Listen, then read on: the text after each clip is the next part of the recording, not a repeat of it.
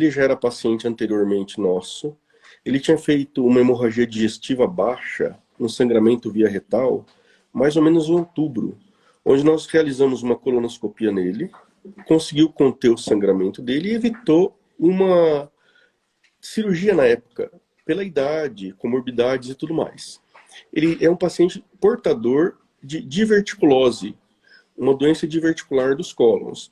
E ele poderia apresentar alguma complicação. Daí o que acontece é que 2 dias anteriormente, na quinta-feira, o familiar me ligou, falou que o pai dele estava com um diagnóstico de um abdômen agudo perfurativo. Eu, pelo telefone, já conhecendo o caso e conhecendo os familiares, eu falei, olha, me traga o paciente, porque provavelmente o divertículo perfurou. E isso é um quadro grave, porque o que acontece? As fezes elas saem da alça intestinal e caem na cavidade abdominal. E isso dá um quadro séptico. Se você não abordar rapidamente o paciente perde a vida, né?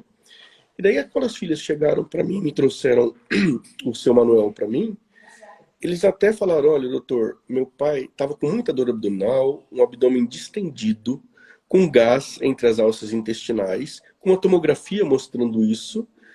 Ela ainda brincou, ela falou assim para mim, olha, doutor, minha irmã teve Covid, mas ele estava eupneico, estava bem, relativamente bem, não estava ruim.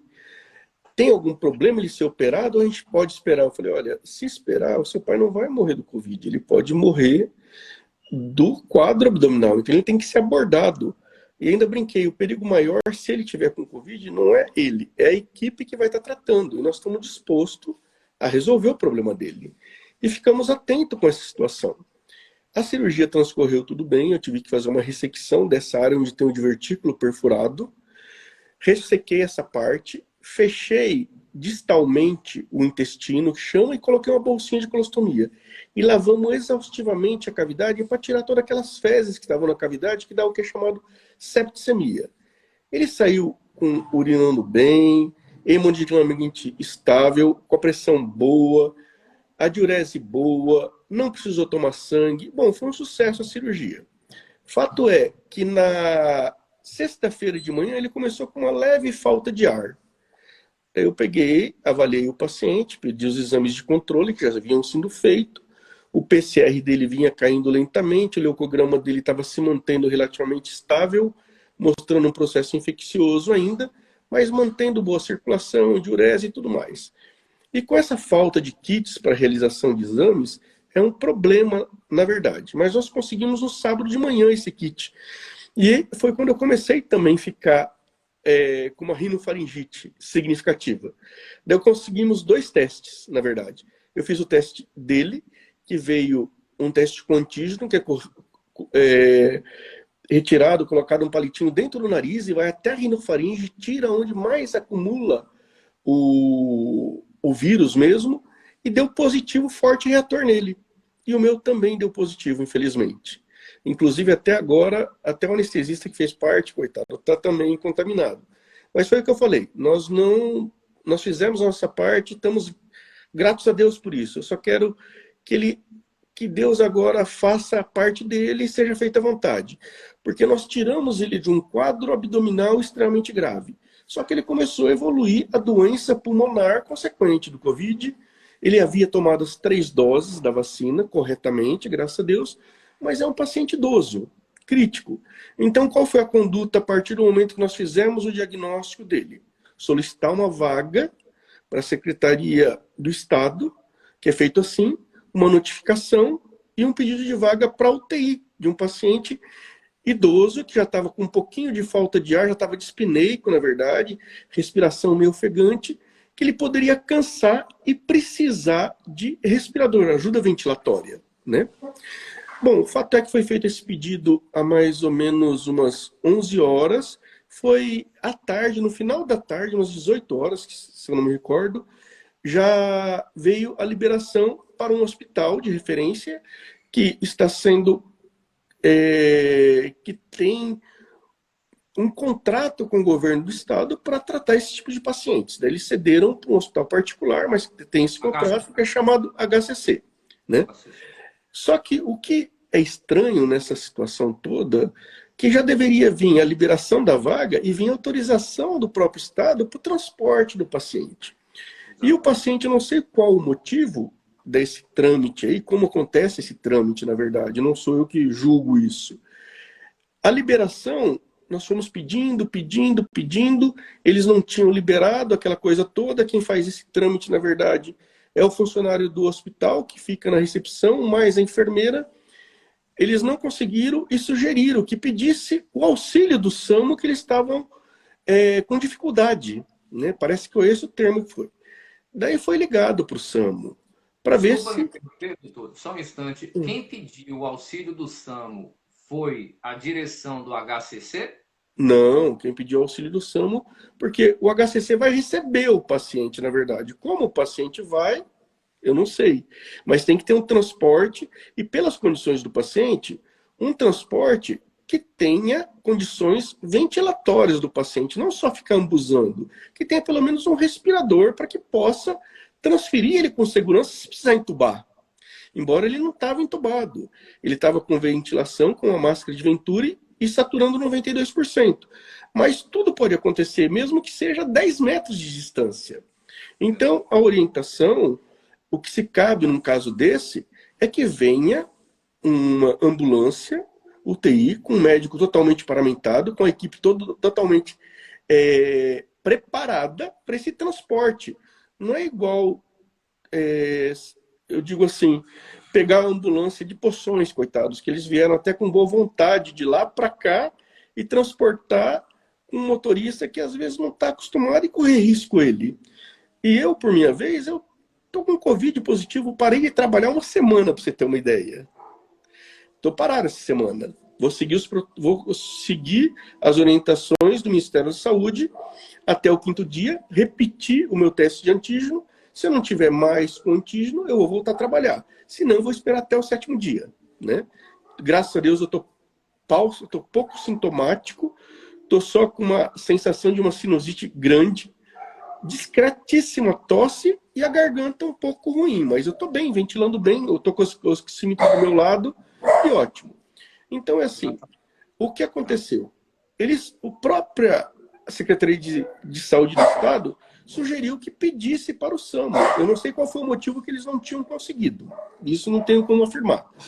Daí foi feita a ligação através de minha enfermeira, que é uma pessoa que trabalha há 15 anos comigo, junto com a pessoa da recepção, extremamente confiáveis, sabe? Pessoas de minha confiança. A gente trabalha em equipe já faz 15 anos. Eu sou uma pessoa assim, muito metódica. Eu já estou num hospital, já faz há 15 anos, que é o Hospital Santa Clara, porque eu tenho total liberdade lá dentro. A gente se dá muito bem entre equipes, as equipes conhecem meu trabalho, então eu procuro ser bem próximo a isso. Aquilo que eu acredito. Os anestesistas que trabalham comigo são 2 só, já trabalham, já temos uma cumplicidade de 15 anos. Então é algo bem... é uma equipe formada para isso. E o que acontece que a enfermeira me relatou que ela ligou para o SAMU e eles falaram, a resposta foi: essa não é obrigação da gente. A gente não tem como fazer isso, né? O primeiro contato dela. Por que não era? Não, que isso não seria obrigação deles, que eles têm muitos trabalhos, muitos problemas para realizar e que o atendimento primário, como é de hospital para hospital, não seria responsabilidade deles. Depois, já veio uma outra conversa. Depois que você entrou em contato, parece que falou, inclusive eu tentei alinhar a conversa com a doutora, e me desculpe, ela falou até que você foi meio agressivo, aquela coisa toda. Eu até falei, olha, como ele é paciente, parente, aquela coisa toda, ele tá realmente, poxa vida, tem um lado sentimental no meio envolvido por ser tio dele, né? Mas o fato é que ela falou assim, mas eu propus mandar a básica. Eu falei, olha, meu bem, me desculpa, doutora, o que acontece é que eu também estou positivo para Covid. E eu não tenho como pegar e transportar. Mas eu estou dando toda assistência, mesmo à distância, conversando com a minha enfermeira. Fui passar visita de manhã no paciente, fui passar visita à tarde. Só que eu estou achando que ele vai cansar e vai precisar. Inclusive, quando acontecem esses casos, eu tenho um respirador próprio meu, tenho um bomba de infusão, já deixei tudo preparado. Porque se não conseguisse o transporte acontecer, eu faria isso, entubaria lá e tudo mais. Daí o que acontece é que nesse trâmite todo, é, a minha enfermeira, ela falou assim, olha, doutor José Roberto, a vaga já está cedida, o paciente está aqui. Fala com os familiares, vê se eles não querem providenciar privado. Eu falei, não, tudo bem, não tem importância. Então, vê para nós quais são as empresas privadas. Daí ela conseguiu essa Vital Med, Vital Saúde, que eu acho que é o serviço particular que estava à disposição naquele momento. Eu entrei em contato, vi o valor que era, a família, como estava no momento desprevenida, e eu já conheço eles há muito tempo, embora eu faria para outros, mesmo se eu não conhecesse. Eu falei, não tem problema, vamos ajustar isso. A gente contrata esse serviço de transporte, eu pago e depois vocês me pagam. Foi igual eu fiz na cirurgia. Eu primeiro fiz a cirurgia dele e recebi depois. São pessoas de confiança. Eu trato de um público, sabe, Kaique, que é um público mais simples. É o público que eu nunca tive prejuízo aqui em Conquista, graças a Deus. Entendeu? Eu sou muito satisfeito em estar na região por causa disso. É um povo muito honesto. É de São Né? Paulo, né? Sou de São Paulo. Minha formação foi toda em São Paulo. Daí eu vim para cá, porque minha mulher é baiana, a gente teve filhos aqui, minha ex-mulher é baiana, nós tivemos filhos aqui e fizemos nossa vida aqui, na verdade. E o que acontece é justamente isso. Houve uma certa falta de comunicação, eu não digo nem falta de interesse, mas as justificativas num momento de pandemia são justificativas muito vagas. Falar que o Conselho Federal de Medicina, em 2014, ele tira a responsabilidade, não existe isso. Nós estamos num momento em que a situação brasileira é histórica, a situação mundial é histórica. Nós temos que andar de braços dados. Se o governo não pode, o município tem que atuar. E quando nenhum e nem outro atuou, quem atuou? A terceira via, que fomos nós. E se eu não tivesse feito isso? Entendeu? A família ia esperar até quando? O paciente, tanto é que ele chegou no HCC, ficou mais 12 horas e acabou sendo entubado. Entendeu? Eu até conversei com um médico muito competente ontem à noite, discutimos o caso. O paciente, cirurgicamente não está mostrando nenhuma complicação. Ele tem complicação pulmonar, um quadro grave. E que agora ele está tendo suporte. Eu fico imaginando, Kaique, as situações daqueles brasileiros que morreram sem oxigênio, entendeu? Que tristeza. E nós fizemos todo o esforço, foi um esforço grande pelo seu Manuel, para que ele pudesse ter a chance de sobreviver. E agora está na mão de Deus mesmo, mas pelo menos nós conseguimos encaminhar ele, entendeu? Mas eu fico muito chateado com essa situação, porque quando consegue a vaga, o governo já tinha que ter o transporte, para facilitar. Porque senão você tranca uma vaga, atrasa todo o transporte do paciente. Daí, já que o governo, o Estado, a Secretaria Estadual estava com dificuldade disso, deveria eles mesmos ter uma atuação conjunta com o SAMU. Porque é um momento histórico, é um momento onde todos têm que estar abraçados. E o SAMU não tirar o corpo, por sua vez, levando em consideração regras de 2014. Isso não justifica, sabe, Kaique? Se fosse assim, quando eu vi que o paciente estava, eu virava as costas e falava, vai operar em outro canto. Ele ia ser operado dali 2 dias, porque ia chegar num hospital público, que a gente sabe as dificuldades que tem, embora os médicos estão fazendo o papel deles, mas às vezes pede um exame, pede outro, aquela coisa, tal, só, ou a equipe não dá conta, hoje é só amanhã, e um quadro de sepsis abdominal grave. Então nós resolvemos assumir toda a possibilidade, mesmo correndo o risco de Covid. E nós tratamos ele cirurgicamente. Agora ele precisava uma atuação mais rápida nesse sentido. Mas assim, graças a Deus nós conseguimos mobilizar, a família concordou, nós conseguimos contratar, foi transferido ele privado, e no dia seguinte a família mais do que nunca, eu nem perguntei nada, a família já depositou para mim poucas horas depois, no outro dia de manhã, porque eles são pessoas extremamente honestas, que a gente já tem uma relação. Eu já operei bastante pacientes aqui na região, e essa família de Poções é uma família que a gente tem um certo crédito com eles, e eles confiam na gente, né? Assim como eu confio neles. E eu fiz a cirurgia e espero que Deus agora tome conta e ajude ele, porque realmente é um momento histórico muito difícil para todos nós. Doutor, eu gostaria agora de relatar o meu lado da história, Como sobrinho, não, não, não? aí é que tá, como jornalista.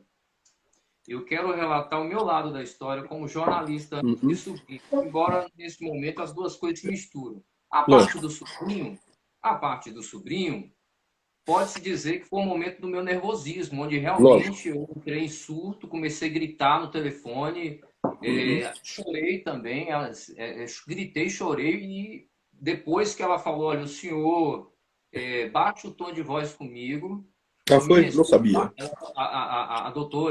Uhum. a doutora que me atendeu no telefone, ela falou, o senhor me respeite, o senhor baixa o tom de voz comigo. Aí eu Uhum. respirei fundo, falei mil desculpas, eu estou nervoso, meu tio pode morrer a qualquer momento, e a única Lógico. coisa que eu te imploro é que você, por favor, envie essa ambulância Uhum. agora, aqui, porque o médico se responsabiliza por tudo que possa acontecer decorrente disso, mas envie essa ambulância. E aí, ela me disse o seguinte, senhor, eu só posso enviar ambulância É. se o médico que operou o seu tio Uhum. estiver aí na porta esperando a ambulância. Vai lá olhar se ele está na porta. Vai lá Falou e isso?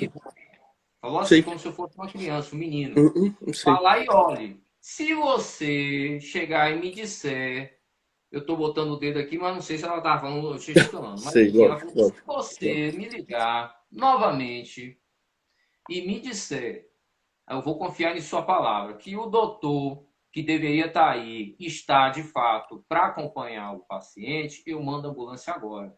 Então, Eu falei com ela, doutora, como é seu nome? Ela sei. falou, eu não tenho obrigação alguma de dar a você meu nome. Se Nossa. você quiser, eu posso te dar um protocolo para você anotar aí. E isso você imagina, 2 da manhã, todo mundo nervoso, eu Uhum. lá em Uhum. Aí eu falei, beleza, porque para que eu possa tomar as providências cabíveis pela prevaricação da senhora, Uhum. eu vou precisar de alguma coisa, nem que seja o número de protocolo, para ter acesso ao conteúdo inteiro do teor de tudo que a senhora está dizendo. Na segunda vez que eu liguei pedindo o número de protocolo, o atendente me falou que eu deveria esperar 10 minutos para ter esse número. E eu não entendi por que 10 minutos para ter o número do protocolo. E nesse ínterim, enquanto eu fiquei lá, 10 minutos, não é possível, fiquei sem saber o que fazer, mas fiquei ouvindo. Era nítida uma discussão entre a doutora, uma voz feminina, que eu já conhecia que era a voz dela, e uma voz masculina. E que eu não sei o que era aquela discussão. Fato é que nesse momento chegou a ambulância para levar meu tio, eu larguei o telefone e fiquei sem o número do protocolo.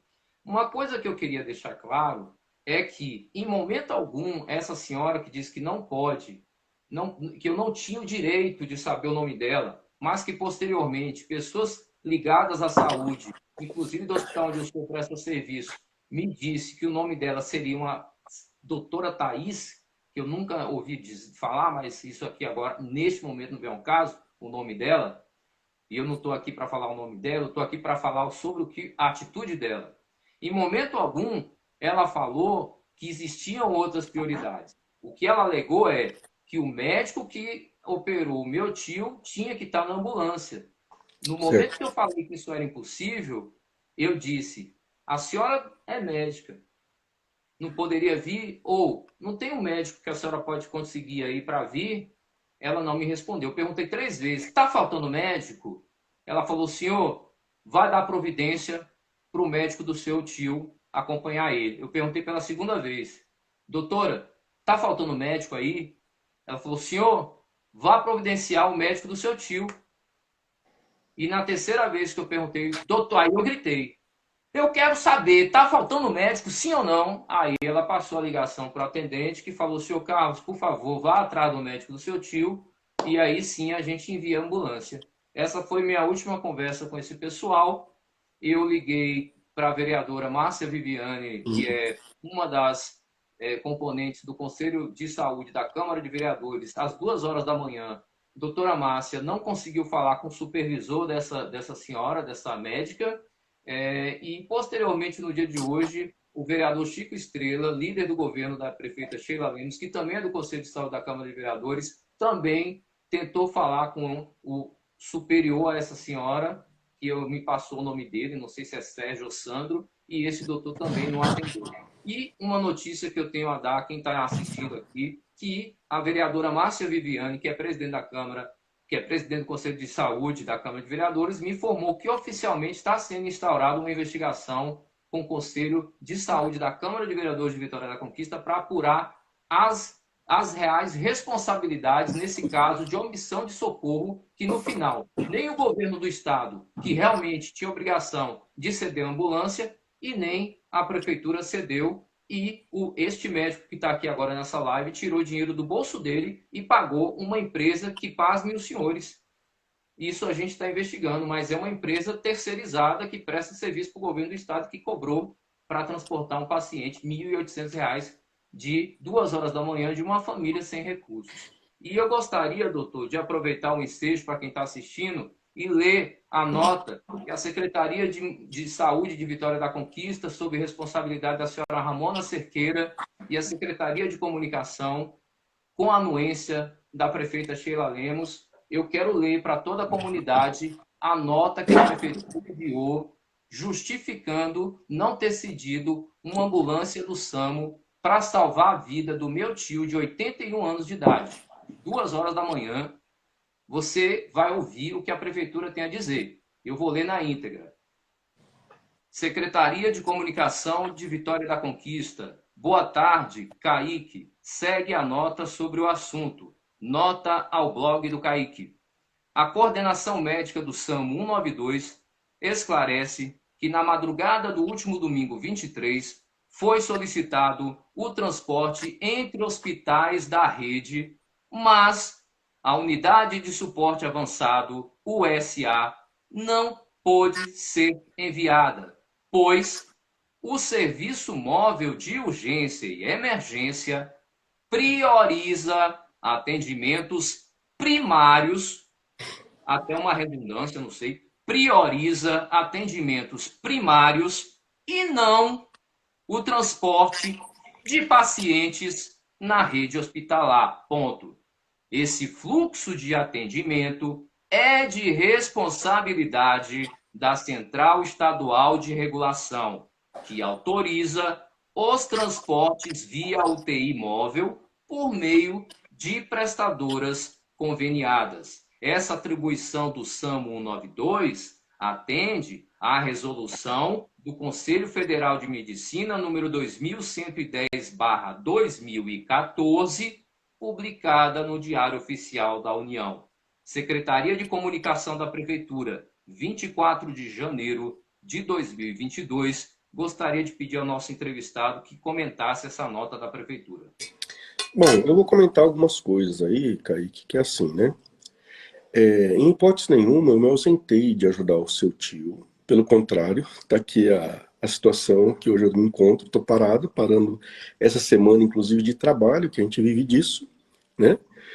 Porque eu não posso transmitir uma doença dessa, eu tenho que parar, bloquear essa sequência. Então eu não posso trabalhar porque eu tenho um público que é muitos pacientes idosos, igual seu tio, pacientes oncológicos, debilitados. Então seria um crime da minha parte estar atendendo, embora a minha vontade é estar trabalhando, na verdade, né? Mas eu vou manter em reclusão pela minha saúde e pela saúde do próximo. O que acontece que, na verdade, a minha obrigação é com o paciente do intra-hospitalar, não ficar quebrando galhos de obrigações de transporte do paciente. Porque, na verdade, não é essa a minha formação é como cirurgião. E no ato hospitalar, né? Não faltou jamais nada dele dentro da Clínica Santa Clara enquanto estava sob meus cuidados. Eu estava ligando sempre, tinha ido de manhã, tinha ido à tarde, tinha ido no finalzinho da tarde. E quem me conhece como médico sabe que eu passo 2, 3, 4 vezes, vou quanto? Se precisar carregar no colo o paciente, a gente carrega. Essa é a verdade, né? Por isso que, graças a Deus, eu tenho um compromisso com os pacientes e tenho muitos pacientes. O fato de eu não trabalhar hoje no serviço público não significa que Zé Roberto é metido, é isso, é aquilo. É porque eu fico indignado com o Sistema Único de Saúde no país hoje. Que é tudo muito bonito, muitos médicos falando a favor, mas, na verdade, é uma situação muito crítica. O SUS funciona bem onde tem, às vezes, escola, mas escolas de verdade, onde tem hierarquia, onde quem fica passando conhecimento de um para o outro são pessoas bem formadas, né? E não informadas. Então, o que acontece? Eu fiz tudo que eu podia pelo paciente. E o transporte dele, eu poderia estar colocando em risco até o motorista, porque eu também estou positivo de Covid, entendeu? O que eu pude fazer foi simplesmente, já que estava essa indecisão, vou ficar deixando o paciente muito tempo. Pedi para a enfermeira, conseguir uma empresa privada, não sei se eles prestam ou não, isso aí você pode até investigar, se eles são são ou não terciarizáveis aí pelo Estado também, essa Vita Saúde, que eu acho que é isso, VitaMed. Eu só fiz foi fazer a transferência por Pix, porque se eu não faço, eles não vêm pegar. Eles não iam aceitar a família pagar no dia seguinte. É o que acontece no Brasil, é um mercado de saúde horrível. Eu fiz, e a família eu já conhecia, eu falei, fiquem tranquilos. No outro dia, quando foi 10 horas da manhã, a família já depositou na minha conta, entendeu? A sua família é uma família muito honesta, muito boa. Assim como eu falo, eu trato melhor dos pacientes meus simples, porque são os que menos me deram problema até hoje. E eu fico feliz disso. Daí entra a terceira via, onde o Estado não funciona, o município não deu conta, entra a gente no meio, né? É uma situação difícil. Em relação à doutora, aí, eu não vou nem criticar, nem julgar, mas essa atribuição de jogar cadê o médico, cadê isso, cadê aquilo, não cabe a ela. Entendeu? Porque o tratamento médico dele, cirúrgico e de acompanhamento meu, estava sendo dado. O que precisava era um transporte. E qualquer médico sabe que você tem duas categorias. Você tem realmente a unidade avançada de vida, que é a USA, e você tem também a unidade básica. Mas na unidade básica também existe um enfermeiro que vai junto e um motorista. E não é uma técnica de enfermagem, é um enfermeiro. Entendeu? Agora, me mandar sem um respirador, se for para ficar ambusando, dando oxigênio para o paciente, não precisa do médico. Pode ser ambusado pelo próprio enfermeiro, já que a distância era próxima. Mas eu só não pude ir, Kaique, porque eu estava com Covid. Embora até me dispus. Mas nessa situação, o pessoal que estava perto de mim, que me conhece, que trabalha com falou, Zé Roberto, você não tem condições, você não pode fazer isso. Né? Mas eu me dispus, inclusive ontem eu liguei para conversar com o médico, explicar como foi a cirurgia, tudo mais. O Dr. Clayton, que é um médico que estava de plantão, foi uma pessoa bem formada, bem preparada, discutimos os casos, e realmente ele falou, olha, eu acho que vai ter que entubar o seu Manuel, porque ele está fadigando, e era esse o meu medo, de ele fadigar e a gente não tem estrutura, né? E hoje de manhã ele foi entubado. Agora, realmente, o quadro é um quadro grave. Só a média é de 20% a 30% desses pacientes que são entubados sair vivos. Pelo menos ele não tem mais a complicação abdominal. Ele só tem a complicação respiratória. Vamos torcer, pedir a Deus, se for a hora dele, Deus que saiba das coisas. Mas pelo menos ele está tendo um tratamento agora digno dentro de um UTI para não acontecer o que aconteceu com milhares e milhares de brasileiros que morreram sem O2, sem oxigênio. Pelo menos isso na Clínica Santa Clara nós temos, não faltou nada. Máscara de Venturi. Se precisasse entubar, a gente não tem um respirador muito sofisticado, mas tinha para eu quebrar o galho até chegarem. Mas a questão que eu tomei essa frente, porque eu estava vendo que o hospital está esperando o paciente para receber. Né? Ficou aí 4 horas. O paciente diminuindo gradualmente, a cada hora, a capacidade ventilatória dele. Vai esperar mais o quê? Então eu peguei toda essa atitude, falei com a enfermeira, falei, liga para uma privada e fique tranquilo. A família, conversei com a filha, doutor, não tem problema, vocês estão desprevidos, não tem problema. Falei para a enfermeira, só pega o Pix. Fiz, passei, paguei, através da minha firma, e no outro dia eles fizeram isso, poxa vida. Hoje em dia tá faltando amor, cara.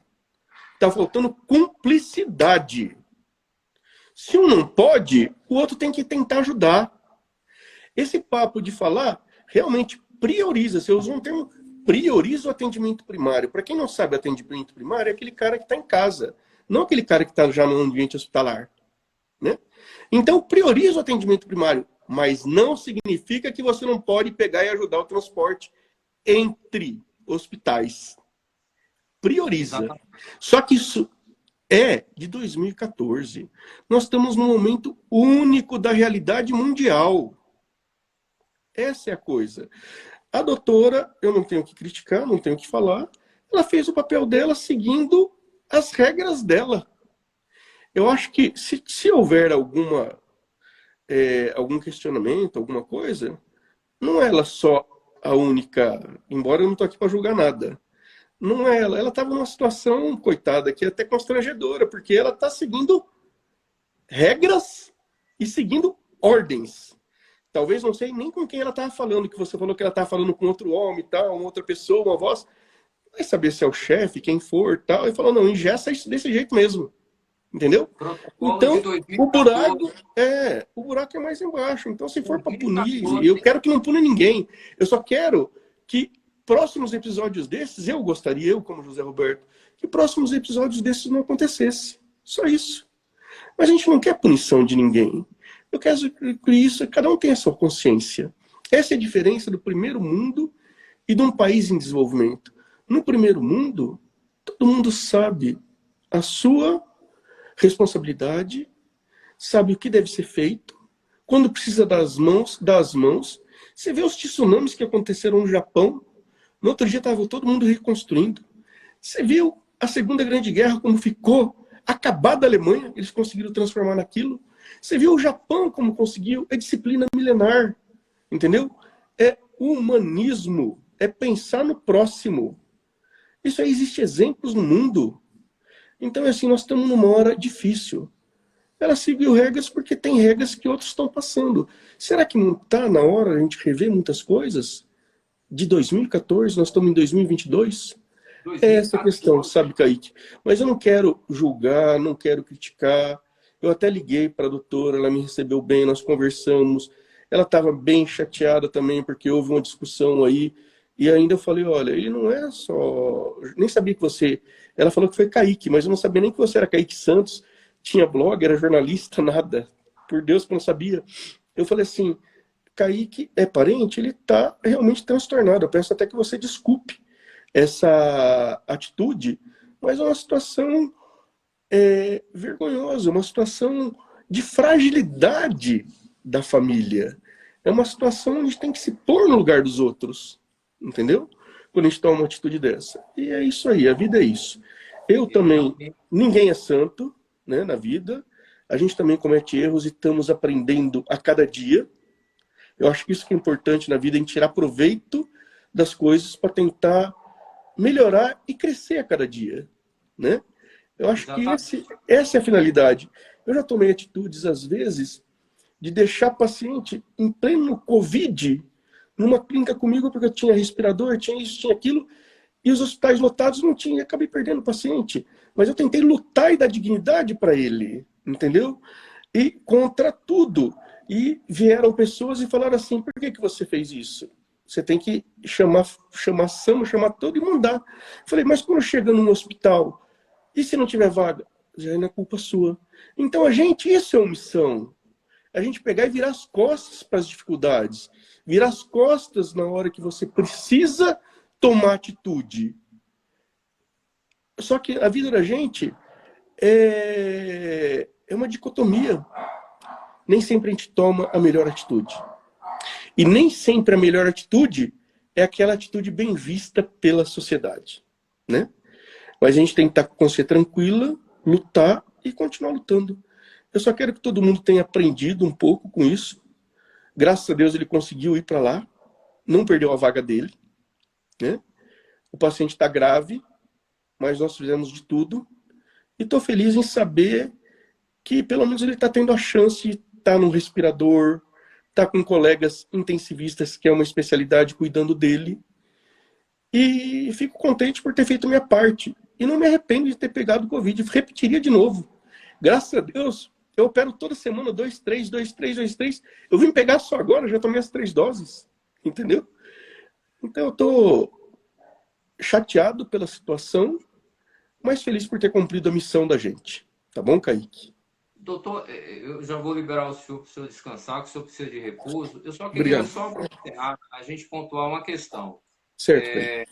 a Secretaria de Saúde, né, no caso, então, a senhora Ramona, que é quem responde, Sei, ela diz, vamos contextualizar na palavra do povão. Olha, certo. um paciente, se não tiver um transporte o máximo urgente possível, de uma ambulância, de um percurso de 1 quilômetro apenas, Hum, ele poderia vir a óbito, ainda que não viesse a óbito, a situação complicaria muito mais, por 81 anos, pode sim, pós-cirurgia e pode Covid, complicar. Se fosse assim, né? então eu ia botar no meu carro e levar de carro ele, a família ia botar no carro e levar de qualquer jeito? Não pode, Então, só né? explicando para quem está ligando a câmera aqui agora. A situação, Não, o cidadão que por coincidência é meu tio, meu sim. amado tio, era essa. O que acontece? 2 da manhã, minha família, minhas primas que são enfermeiras, me ligam desesperadas, chorando, dizendo que há possibilidade de que o pai delas, o meu tio, o irmão da minha mãe, que minha mãe tanto ama, que todos nós amamos, poderia morrer por conta de uma ambulância. Eu não acreditei no que eu ouvi. Eu peguei o carro, saí 2 da manhã e fui para lá. E nesse momento eu liguei, de fato, nervoso, gritando ao telefone, dizendo que eu não me interessava por protocolo nenhum que aquela médica tivesse que seguir, que ela tinha que salvar a vida do meu tio, que estava em jogo naquele momento, e depois a gente ia discutir esse protocolo. Eu estaria Lógico. né, do lado dela para atestar com toda a família que ela quebrou o protocolo para salvar uma vida. Só que ela foi irredutível. E, inclusive, algumas vezes foi jocosa comigo. Olha, falou com um tom de voz para quem está nervoso, provocativo. Como quem diz, olha, fica sabendo que você pode dar seus pitis que você der aí. Quem manda aqui sou eu. E essa ambulância só vai se eu mandar e ponto final. E eu não vou desrespeitar o protocolo. Só que nem o protocolo ela soube citar. Porque o protocolo está dizendo o seguinte, que a ambulância não poderia ser enviada por conta de priorizar atendimento primário e que a ambulância não serve para o transporte de paciente entre redes. Ela não disse isso, ela disse que o único empecilho era o fato do médico não estar lá. Para mim, ela disse isso. Tem outra coisa que não bate. Ela anota, diz aqui depois, na prefeitura, que a obrigação disso é do governo do Estado. Ora, todos nós não precisamos ser advogados, eu já entrevistei a doutora Caliane, que inclusive vai entrar nesse caso, ela já passou o caso para o diretor regional da Defensoria Pública da Bahia, que também já está a par do caso. Doutora Caliane deixa bem claro que todo problema envolvendo saúde pública, a responsabilidade é dos três entes, tanto da federação, quanto do estado, quanto do município. Essa nota da prefeitura dizendo que correu o risco de deixar um idoso de 81 anos morrer por falta de transporte. Porque, primeiro, ela tinha que seguir um protocolo de 2014, quando nem pandemia tinha, e segundo, porque a obrigação é do governo do Estado. Isso é, no mínimo, desumano, isso é uma crítica à inteligência de qualquer médico, de qualquer cidadão.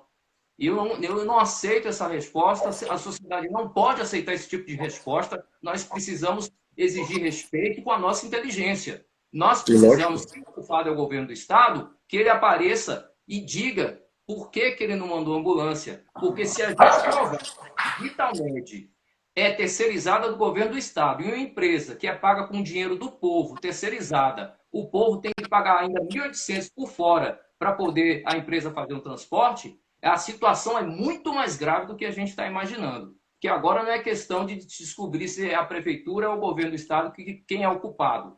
Agora é a hora de botar às claras o que está acontecendo envolvendo o transporte de pacientes na região de Vitória da Conquista, na Bahia, e apurar as devidas responsabilidades, porque nós sabemos também que no momento que a regulação saiu a vaga para o meu tio, era obrigação também do governo do estado já ter providenciado o transporte, ou ter pago com dinheiro deles o transporte e não jogar a responsabilidade para a família, que só teve a quem apelar para a prefeitura, que se fosse humana, falaria, ó, pessoal, é o seguinte, obrigação de ajudar esse senhor nós não temos. Vamos quebrar um protocolo aqui, porque a obrigação é do Estado. Mas para salvar a vida desse senhor, nós vamos fazer isso. Eles poderiam ter feito isso, não fizeram, estão se resguardando atrás da fria letra da lei, uma lei obsoleta de uma circular de 2014, quando nem se sonhava existir pandemia. Então, nós vamos continuar, sim, debatendo. O que vem primeiro, o protocolo ou salvar a vida de uma pessoa?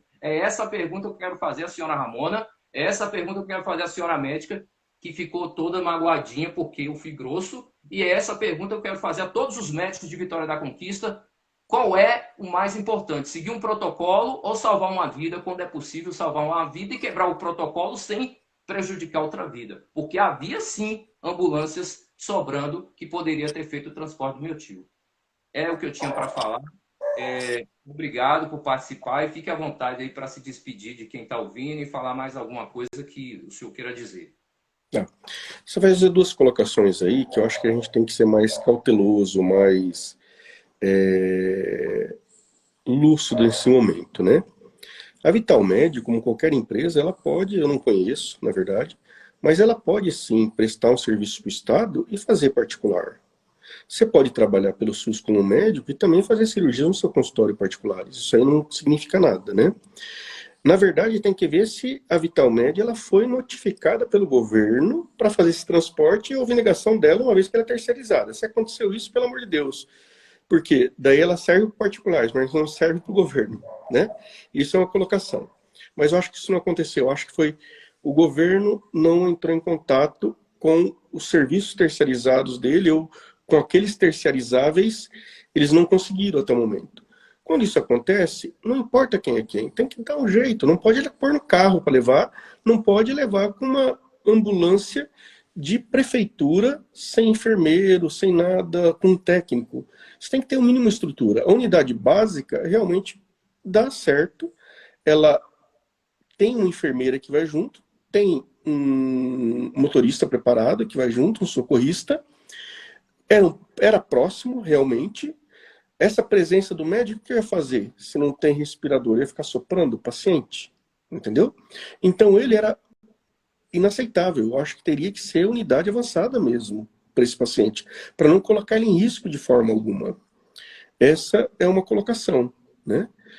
E o que eu espero é justamente isso, que a gente tenha crescido, crescimento nisso e não aconteça mais esse tipo de situações com a população.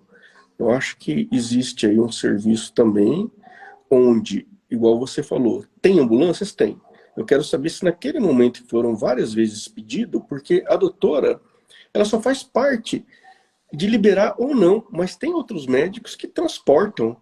Eu quero ver como foi essas relações.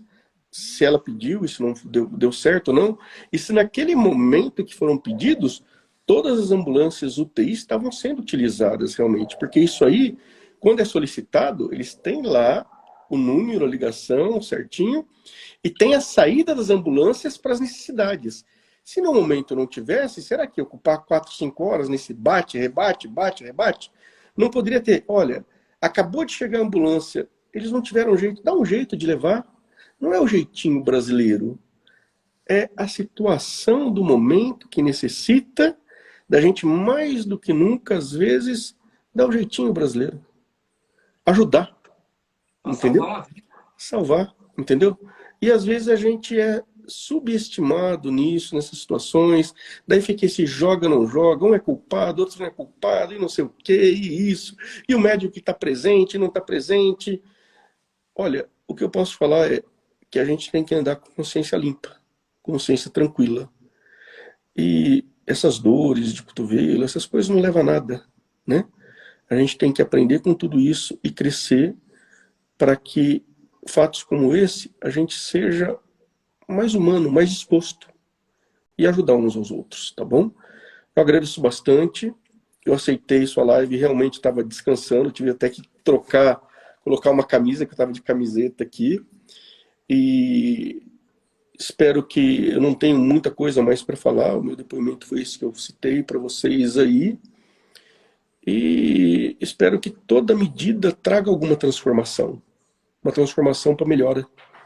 Que eu acho que a gente está aprendendo a cada dia, a todo momento. Tá bom? Um grande abraço a você. Peço aí a você conforto a toda a família, né? Peço que Deus ajude e que Ele mostre o melhor caminho aí para todos, tá bom? Um grande abraço, uma boa noite. Boa noite, obrigado. E amanhã a gente ainda tem mais um compromisso que eu vou lhe entrevistar meio-dia na 87.9 Melodia FM. A gente ainda vai bater um papo para um outro público que também precisa de algumas informações. e aí a gente se fala por telefone. Tá bom? Um abraço, então. Boa noite. Boa noite, com Deus. E melhor, hein? Melhor. Agradeço. Obrigado. Tchau, tchau.